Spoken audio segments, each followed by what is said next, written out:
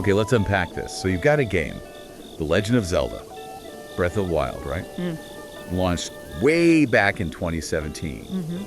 And here we are in 2025, nearly a decade later, and it's still making headlines. People are still talking about it, playing it, debating it.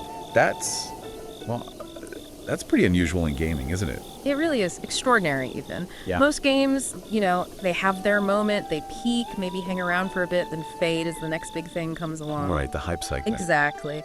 But Breath of the Wild, BotW, let's call it, it just defied that completely. It seems to keep gaining influence. Its reputation almost grows over time. Which makes you wonder, what's the secret sauce? What do they bake into this game that gives it such staying power? It can't just be nostalgia. That's the core question, isn't it? What are those foundational elements? Yeah. What's the inherent brilliance there that lets it just shrug off trends and stay so relevant?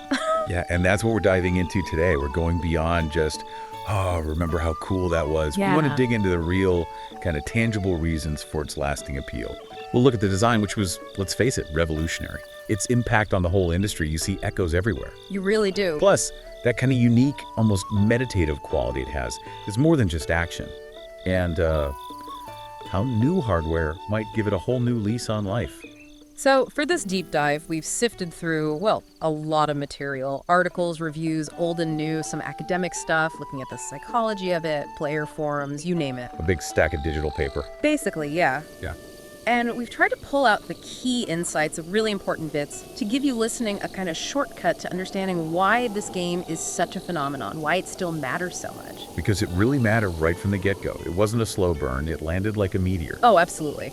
That initial impact in 2017 was thunderous. It wasn't just popular. The critics went wild for it. Universal acclaim, basically. The numbers are just staggering when you look back. Metacritic, a 97 score. Based on over 100 reviews, 109, I think. That's right.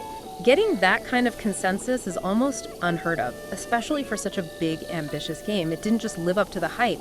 It redefined it. Yeah, it blew expectations out of the water. And that massive initial wave of positivity, that critical mass, it gave the game's revolutionary ideas this huge platform. It wasn't just, here's a great game. It was more like, here's a new direction for games. Right. It became a statement. Definitely.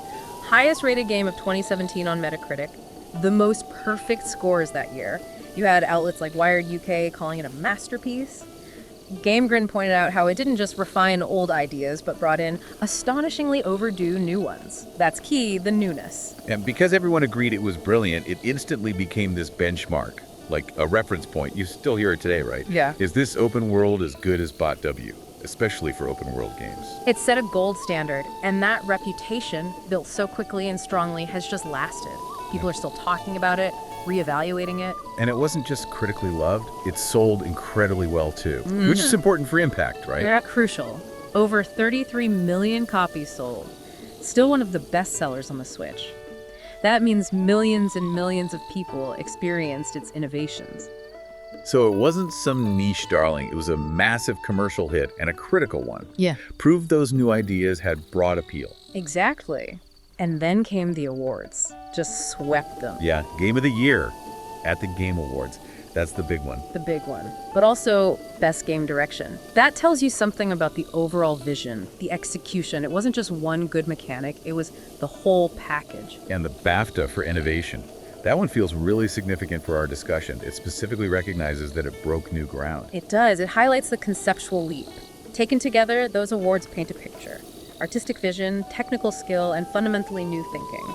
It cemented its place as a landmark. Which leads us straight into how it redefined things, that open world design. It wasn't just a tweak, was it? It felt like a whole new philosophy. Completely. A philosophical reimagining. They basically took the open world rulebook and, threw it out. Yeah. Instead of the usual go here, do this structure, even in other Zeldas. which were often more linear, yeah. BotW just drops you in, right from the start, on the Great Plateau. You wake up and go anywhere, incline anything, do anything.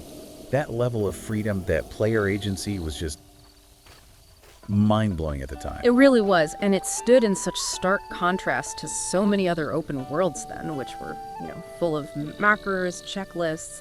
Go fetch this, clear that outpost. Right. BotW trusted the player.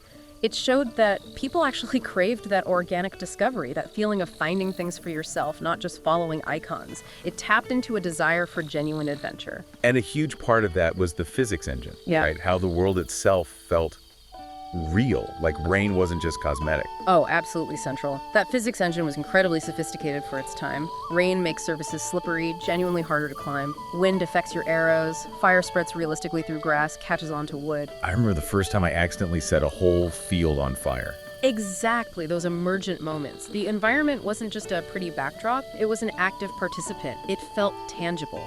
You could interact with almost anything, and it would react logically, consistently. It made Hyrule feel alive. Which was a massive step up. Yeah. Before BotW, lots of open worlds were huge, impressive to look at, but you just kind of ran through them. They didn't react much. Static, yeah. BotW made the world itself a core mechanic. A puzzle-solving tool, even. A blade of grass, a rock, a metal box, suddenly potential tools or obstacles. It forced developers everywhere to think harder about making their worlds interactive, not just big. Raise the bar. You couldn't just have size anymore. You needed depth, reactivity. And the tools they gave you played right into that. The Shake a Slate abilities, Magnesis, Spaces, Cryonis, Bombs. So versatile. And crucially, you could combine them in ways that developers probably didn't even anticipate. Freezing a boulder with stasis, whacking it a bunch, then releasing it to launch it. Or using a bomb for an updraft to paraglide higher. It just opened up so many creative solutions for puzzles, for combat, for just getting around. Pure player agency. And the structure supported that. Getting rid of giant linear dungeons and replacing them with hundreds of shrines. Those little mini puzzles or combat tests. Right, you'd find them everywhere. Completing them gave you spirit orbs for health or stamina upgrades. It encouraged constant exploration, poking into every corner because there was always something rewarding to find nearby. No waiting for the next big story beat to unlock a dungeon. Kept you engaged, always discovering. Now we have to talk about the weapon durability. That was controversial. Yes, still is sometimes. Weapons breaking, people loved it or hated it. But it wasn't just an annoyance, was it? It felt like a deliberate part of that core design. Absolutely deliberate. It forced you to adapt, to improvise. You couldn't just find one super sword and cruise through. You had to use what you found, experiment with different weapon types, use the environment, use your Shake a Slate abilities. Made you think strategically. Resource management became part of combat. Exactly. It fed directly into that emergent gameplay loop. It kept you on your toes, constantly evaluating your options.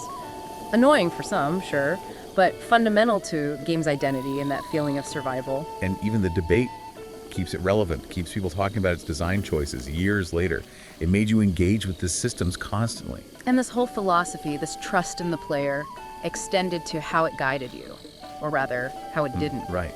No endless map markers, no flashing arrows saying, go here now. It stripped away all that clutter. It prioritized your intuition. You'd see something interesting on the horizon, a strange tower, a glowing mountain, and just go check it out. Inspired by Miyamoto's own childhood explorations, apparently. A sense of wonder, finding things yourself. It made Hyrule feel like a real place to be discovered, not just a checklist to be completed. That trust was liberating. So liberating. And that feeling, that approach, didn't just stay in Hyrule, did it? It spread, became a blueprint. A watershed moment, really. Post-BotW, you kind of see open world games falling into two camps. Those that embrace that freedom and emergence, and those that stick to the more traditional guided path. It put that giant sign. New rules apply. Big map. Not enough anymore. The map had to be alive, reactive. The world is the main mechanic. That was the shift. Inspiring awe, sometimes frustration, but always engagement. You weren't just passing through, you were interacting with an ecosystem. It was a revolution, not just an evolution. Proved players wanted that agency, that real discovery. Made developers rethink what an environment could be. It wasn't just about size or ticking boxes, it was about deep interactivity, consistent rules, a world that responded. Even games that don't directly copy BotW feel its influence in how they approach environmental design now. And it pushed back hard against all the hand-holding. Right? Oh, definitely. So many games at the time, especially big Western RPGs, were heavy on the quest markers, the objective lists. BotW trusted you to find your own fun, to meander, to set your own goals. It showed rather than told. A huge contrast. Okay, so paradigm shifted. Let's talk echoes. Because, man, you see BotW's fingerprints everywhere now. It's undeniable. Sometimes it's direct borrowing, sometimes it's more philosophical alignment, but the influence is vast. Like a classic novel influencing generations of writers. Even if they aren't copying plots, the style, the ideas, they seep in. It's multifaceted, exactly. It's not just mechanics, it's a whole philosophy. Take Genshin Impact, that's the obvious one people point to. Ah, yes, Genshin. The BotW clone accusation flew around a lot early on. And you can see why. The gliding with stamina, climbing almost anything, the environmental puzzles, even the UI feel, the cooking. There's a clear lineage there, a strong aesthetic resemblance too. But it's not just a clone, is it? They built on it. Definitely not. MyHoYo layered on tons of their own stuff. The huge character roster, the complex RPG systems, the elemental reactions in combat, character switching, the whole gacha model. It took the BotW exploration core and adapted it into a very different service-based game. So direct mechanical inspiration, but with significant additions and a different business model. Precisely. Then you have something like Immortals Fenyx Rising. Ubisoft's take. That one felt very inspired by BotW.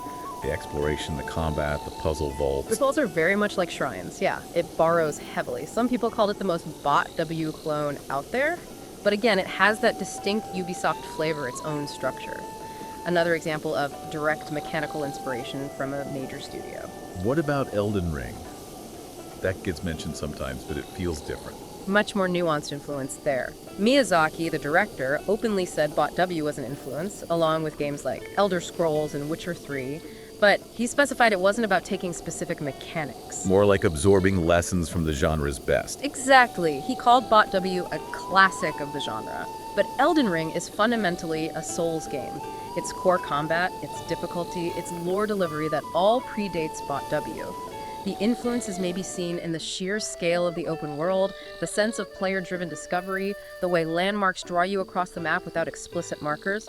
So general genre influence shaping the idea of what a modern open world could feel like, rather than copying features? Right, and it's not just the big AAA games. Indie developers cite it too. Sable, Chia. Their creators talk about BotW inspiring the feeling of freedom, the indirect guidance. That ethos of letting the player explore gently. So it shows the impact wasn't just copy these mechanics. It was a fundamental shift in design thinking across the board. BotW became this foundational text, setting a new standard, and you still feel its impact today. It's amazing how deep that influence runs.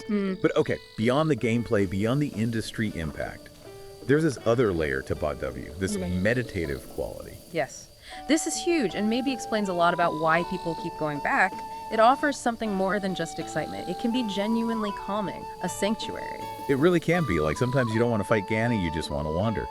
Climb a mountain, watch the sunset, maybe cook some dubious food. Exactly, that unpressured exploration. And there's research backing this up. Studies show games like BotW, with that freedom and autonomy, can actually reduce stress, improve mental health. Seriously, actual research says that. Yeah, a study in the Journal of Medical Internet Research talked about how these expansive worlds where you can just explore leisurely, foster escapism and relaxation, it taps into a real psychological need, especially now. In our crazy, fast-paced world. Precisely. It offers this curated space to just escape. Mentally, it shows games can be restorative, not just stimulating. You engage on your terms, no pressure. And the game design leans into that, doesn't it? It's not an accident. Not at all. All those non-goal-oriented activities, gathering materials, crafting, just finding a nice view, they're designed to be calming. It's a deliberate contrast to high-intensity, high-stress games. It offers genuine respite. A chance to just be. And people in those studies, they talked about finding inner peace, being able to forget daily worries, literally switch off. One person straight up called it my form of medication. Wow, that's powerful. It really is. Ambient music, the sound design, the art style, the sheer scale without constant demands. It all contributes. It lets you set the pace. It feels like an antidote almost to the constant scrolling, the social media pressure. Which can often make you feel worse, ironically. BotW offers a positive, engaging way to disconnect and recharge. A healthy escape. And the way the story unfolds, or rather how you uncover it, adds to that feeling too, doesn't it? Absolutely. The storytelling is subtle, player-driven. You piece it together. Right. No long cutscenes, dumping exposition. You find those memories. Talk to random NPCs, explore ruins. You build the picture yourself. At your own pace, which gives you this incredible sense of ownership over the narrative. When you're the one connecting the dots, it means so much more. It's almost like digital archaeology. You really feel like you discovered the story. And you can follow the main quest or just Go climb mountains for 50 hours instead. Exactly. That freedom makes every journey unique. People share stories all the time, right? My friend found this thing I never knew existed after 200 hours. Yeah. It keeps surprising you. Years later, people were still finding new little details, new interactions. That constant potential for discovery is amazing. It rewards curiosity like few other games. And that leads to this deep sense of accomplishment when you do figure something out on your own. Oh, yeah. Finally taking down a tough guardian after trying different tactics, or stumbling upon the master sword without a guide. Those moments feel earned because the game didn't just hand them to you. You achieved it through your own smarts, your own exploration. That's incredibly satisfying. So we've got revolutionary design, massive influence, this unique meditative quality, all keeping it relevant. But there's something else happening right now in 2025 that's giving it another boost, right? New hardware. The Nintendo Switch 2 effect, yeah. This is potentially huge for BotW's continued life. It addresses the one area where the game did show its age, the original Switch hardware limitation. Right, it ran well, mostly, but you could feel it strain sometimes. Exactly, the new hardware promises to smooth that out. We're expecting, a solid 60 frames per second, crisper visuals, maybe 4K docked, 1080p handheld, much faster loading times. Imagine exploring Hyrule with 0 loading screens, or super quick ones, and silky smooth frame rates. That would be transformative. It really would be. It's like getting that definitive director's cut, how the game was meant to be experienced perhaps without those technical constraints. And while super high res might show some older textures, the overall experience, the smoothness, the lack of interruptions, that's the real win. That's the key. Realizing the original design vision fully. That seamless, unhindered exploration they were clearly aiming for. Faster loading especially will make a big difference the deeper you get. Warping around the map, less friction. Plus those rumored Zelda Notes tools in the app, like voice directions for finding stuff. Yeah, that adds a modern convenience layer too. Optional, but helpful for tracking down those last few Korok seeds or whatever. So it's not just a performance boost, it's bringing the whole experience up to current gen standards. Pretty much. It effectively relaunches the game for a new audience and gives veterans the perfect excuse to dive back in. It takes it from being a classic you have to tolerate on older tech to a modern classic that runs beautifully. Future-proofing a masterpiece. Yeah. Keeps it accessible, appealing, poised to soar, like you said. Exactly. It ensures the design brilliance isn't held back by 2017 tech. Okay, but the sequel, Tears of the Kingdom, came out huge, built on BotW. Why go back to the original when Tokyo-K exists? Ah, the million-dollar question. And it's fascinating because Tokyo-K's success has actually kind of paradoxically highlighted what makes BotW special and distinct. It's not just BotW, but more. Not for everyone, no. There's a real debate. Both are seen as masterpieces, but they offer different flavors of experience. Tokyo-K didn't make BotW obsolete. It helped define its unique identity. Like having two amazing kids, maybe. Love them both, but they're different people. That's a good analogy. Tokyo-K is incredible, complex, bursting with ideas, but some people miss BotW's specific vibe. What kind of things do people point to? Why return to BotW? A big one is the atmosphere, that sense of isolation. But BotW feels like being alone in nature, exploring a quiet, ruined world. There's a melancholy beauty to it. Whereas Tokyo is much busier, more NPCs, more stuff happening everywhere, underground, in the sky. Right. It's denser, more thriving, which is great. But some players felt it lost that specific, quiet magic of discovery from the first game, partly because you were revisiting familiar ground, even though it changed. BotW has this unique, solitary mood. I get that. It felt more mysterious sometimes. Another point is the gameplay loop. BotW's core loop explore, find shrines, gather, survive is relatively simple but incredibly cohesive. Tokyo adds Ultra Hand, Fuse, Auto Build, amazing creative tools, but maybe a bit much for some, that constant need to build and fuse. Some players felt that way, yeah.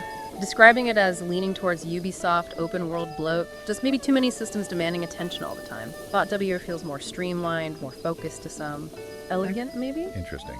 Simpler, but maybe more cohesive. And the narrative integration. Many feel BotW's story, finding those memories, fits the non-linear exploration perfectly.